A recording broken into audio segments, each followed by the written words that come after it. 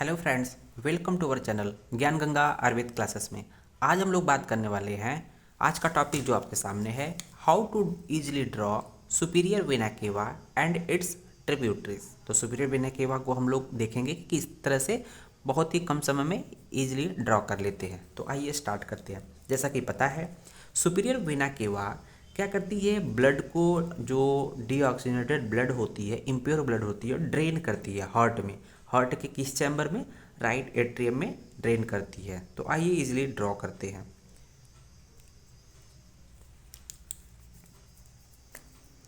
तो यहाँ पर देखते हैं कि हम लोग कुछ इस तरह से ड्रॉ करते हैं।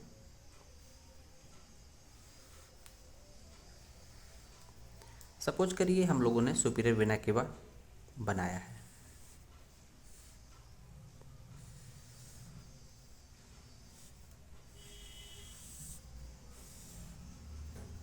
ठीक है, कुछ इस तरह से हम लोग हार्ट को ड्रॉ करते हैं और ये आपका सुपीरियर वेना केवा होता है।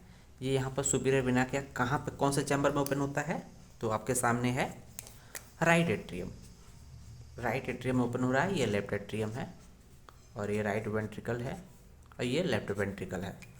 जनरली हम लोग जब भी इतने रूप में हम लोग कह देते हैं कि ये सुपीरियर वेना केवा है। ये क्या है?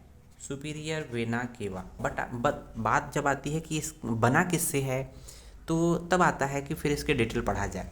तो जानते हैं कि जब हम लोग आर्टरी की बात करते हैं तो उसकी ब्रांचेज होती है, और जबकि वेन की बात करते हैं तो उसकी क्या होती है? ट्रिब्यूटरीज। तो देख रहे होंगे ट्रिब्यूटरीज, यहाँ ब्रांचेज नहीं दिया है।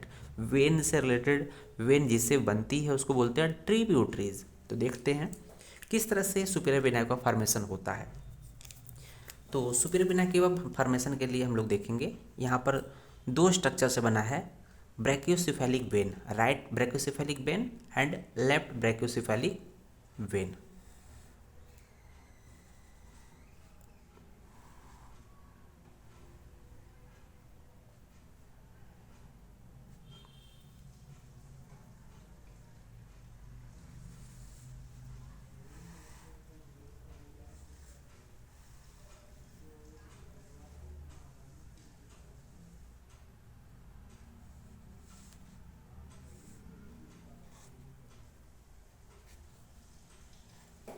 तो आपके सामने बना हुआ है, ये सुपीरियर वेना केवा था। अब ये सुपीरियर वेना केवा नंबर 1, नंबर 2, दो, अर्थात इसको बोलेंगे नंबर 1 को लेफ्ट ब्रैकियोसेफेलिक वेन।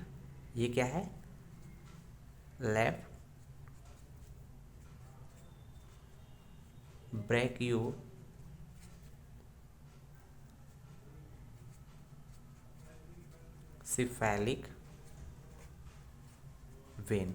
और दो नंबर क्या है? Right brachiocephalic vein. तो right and left brachiocephalic vein के मिलने से किसका फॉर्मेशन होता है? सुपीरियर वेना केवा में। अब बात आती है कि ये right and left brachiocephalic when बना किससे है या इसकी ट्रिब्यूटरीज क्या है। तो यहाँ पर हम लोगों ने दो स्ट्रक्चर बताए हैं। तो आप देख रहे होंगे, एक ऊपर की तरफ जा रही है, एक लेफ्ट साइड में जा रही है, साइड बाय साइड। तो जो ऊपर की तरफ जा रही है, मतलब जा नहीं रही, इसमें से ब्लड रिटर्न होते हैं, इस तरह डायरेक्शन ये होता है इसमें चारों में। तो इसका नाम है आपका left internal jugular vein. Internal jugular vein. जबकि ये वाला पार्ट क्या है? इसको हम नाम देंगे लेफ्ट सब क्लेवियन वेन।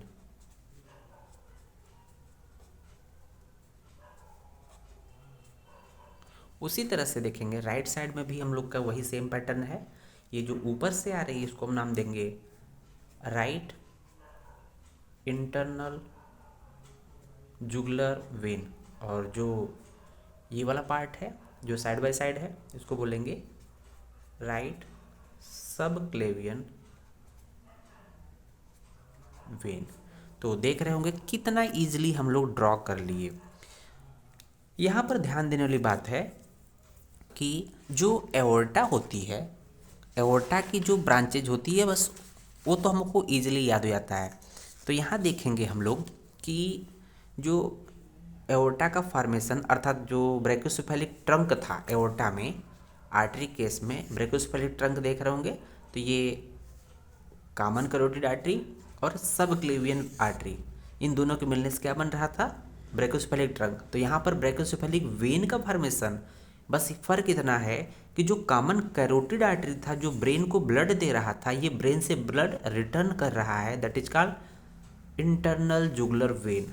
बाकी देख रहे होंगे सब क्लेवियन और सब क्लेवियन दोनों में कॉमन है। तो सेम एक ब्लड को ले जा रहा है, यहाँ से ब्लड जा रहा है, इसमें से ब्लड रिटर्न हो रहा है।